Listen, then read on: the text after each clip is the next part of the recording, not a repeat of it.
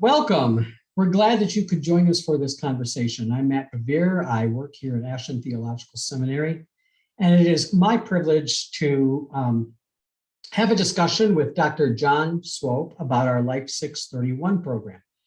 Dr. Swope is director of our field education program. He is also assistant professor of practical theology, and he is also the director of our Life 631 program, which again is the topic of our conversation today. So John, thank you for talking with us. Glad to be here. Okay, glad to speak with you. So I have a few questions for those who would be interested in the Life 631 program. And the first is, tell us a little bit about its development. Why did the faculty think this was an important program for us to have as part of our curriculum? Well, Matt, I'd love to talk about that. I think it's gone through some growth. From its beginning, it's always been seen as a special offering for students who want more. Now, all of our students, we really emphasize transformation. So all of our students, we hope, have a transformative experience, a quality education, our emphasis on spiritual formation, the centrality of Christ in the way we approach our faith and living it out in community. So all of those values are for every student, but some students may want something more. And Life 631 is designed for students who would like to not only have a transformational education, but a transformational life experience in community on campus. So Life 631 is based on Mark 631, where Jesus invites his very busy apostles who didn't have time to eat because they were so involved in the push and pull of life to come away by ourselves for a while and spend some time with me. And so Life 631 is designed to create a space for students to be together with Christ and with Christ together as they go through seminary. It incarnates all of our values as far as making Christ the center of your life through your journey through seminary. The community that you live in allows you to grow from others who may be similar but different than you. I mean, you're all seminary students, but you come from different walks of life, and so you're walking through that together. And then the different opportunities for service and expression in all of that as well. It's just a time for students to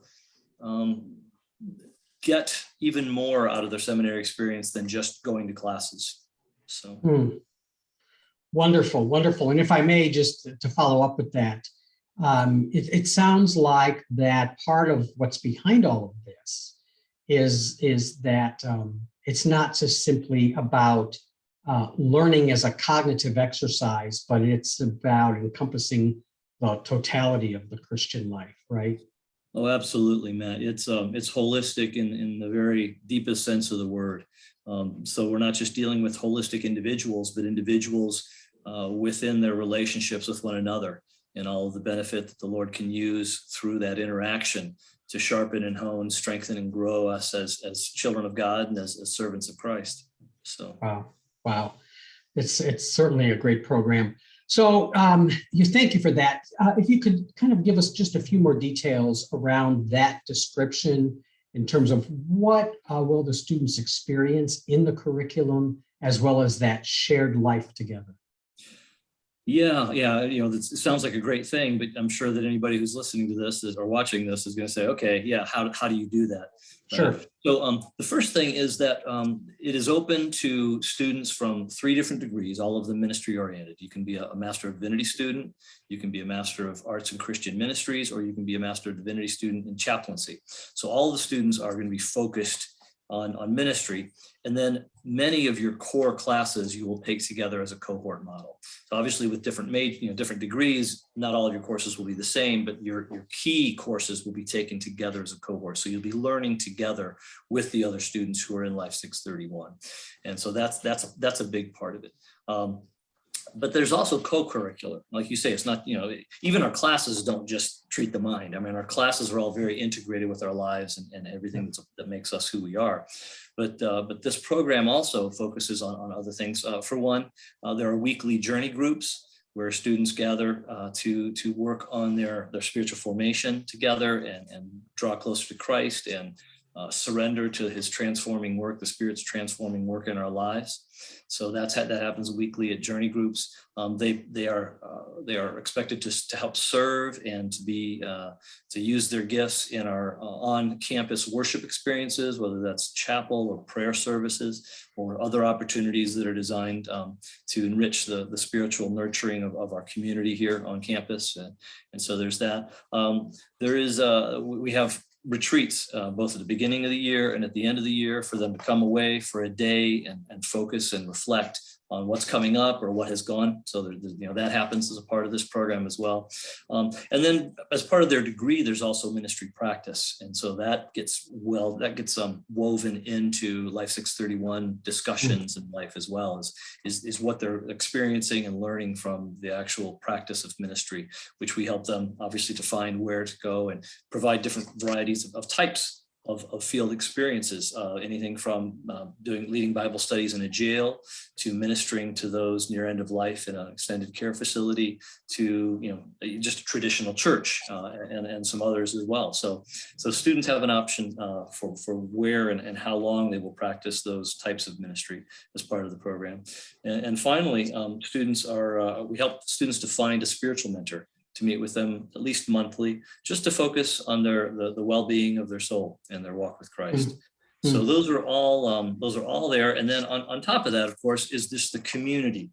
We recognize that our students are adults. So this isn't like undergrad. There's no RA planning, pizza parties for them, but they are encouraged to use the facilities that we have here, use the resources to arrange community meals, game nights, whatever they want to do. And of course, as a director, I can help to facilitate that and to make sure that happens.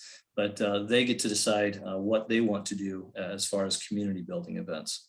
So I think that's in a nutshell. I think that kind of covers what I wanted to say. Well, that sounds like a transformative experience that the student has the possibility of having taken place. I'm thinking you mentioned, John, about Jesus inviting the disciples to come away with him. But in your description, I also think of, my mind naturally goes to Jesus' two greatest commandments, right? That we're striving to love God with everything we are and loving our neighbor as ourselves.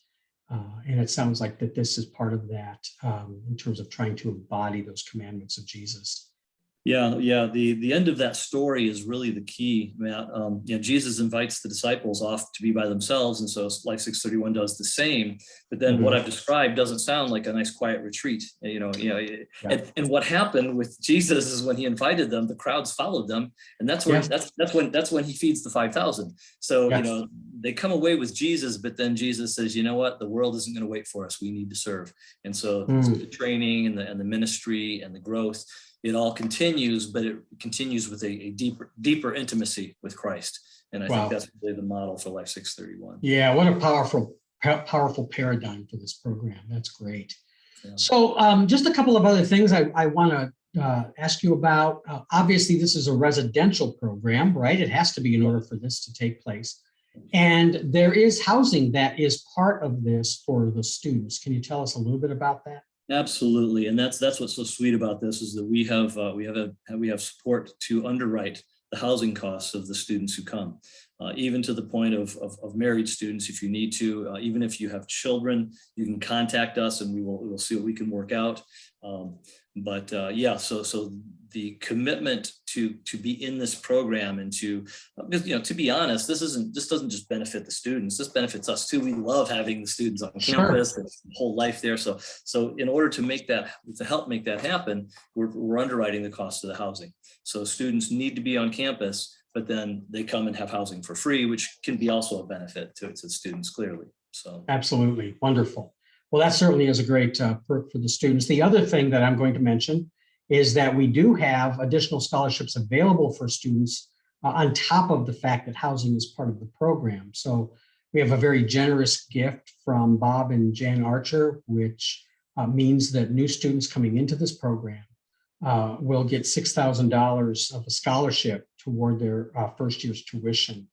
And also there are other scholarship possibilities available for folks to apply for. So it's some pretty generous scholarship offerings for this program. Yeah, Matt, I don't want to put you on the spot, but I mean, for the people who are watching this, who know how sometimes schools do this, that $6,000 is not a shell game, right? We don't give them $6,000 of that and then don't give them any other scholarships that they're eligible for.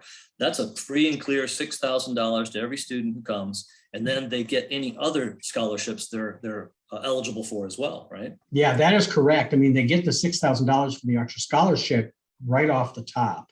That is given to every new student who is accepted into the program.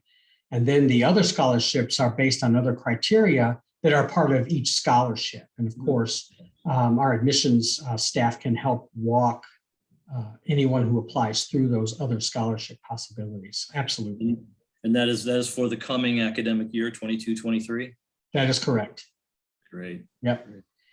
Yeah, so one last question, and that has to do with the application process, because my understanding is, and correct me if I'm wrong, is that they would apply, and that this program is available for students who apply to the Master of Divinity program, the Master of Divinity in Chaplaincy, and the Master of Arts in Christian Ministries. Is that correct? Right, yep. Okay, and that there's actually no application box for them to check they want to be a part of Life 631, that they really just need to make that known as part of their application packet that they would like to be considered for this. And then that would be put in as part of the application process for them. Right, yeah, I mean, maybe that's something we should look in, is having a box they could check. But no, Yes. Basically, if they are interested in the Life 631 program, they'd want to fill out the application for admission to the seminary. And then when they do that, when they submit that, contact Renee or Aaron, whoever it is they're talking with, and say that they're interested, so that they can get an application for Life 631. It's a separate application that they fill out, gives me a little more personal information about their background and why they're interested. And then I will follow that up with a personal interview, usually, via Zoom nowadays. Yeah. And then, we work for it. It's a great opportunity to answer any questions they have and to clarify any confusion they have about what Life 631 looks like. And then that once they're accepted into the seminary, then they can be accepted into Life 631, and it's pretty seamless process. But the admission to the seminary obviously has to occur first, and that way I know that I'm meeting someone who is it can come to the seminary. Of course, absolutely. Well, John, thank you. I appreciate your time as always, and this is a wonderful program. And we certainly look forward to students taking advantage of that and becoming part of our community, Ashland Theological Seminary. And if anyone watching this wants to have more information or wants to contact me directly, you can email me at jswope, that's JSWOPE, @ashland.edu. Very good. Thank you, John. I'll be glad to get back with you anytime. Wonderful. Okay. Well, again, thank you. You're welcome. Have a good day. All right. Yeah, you too, John. Take care. Bye-bye.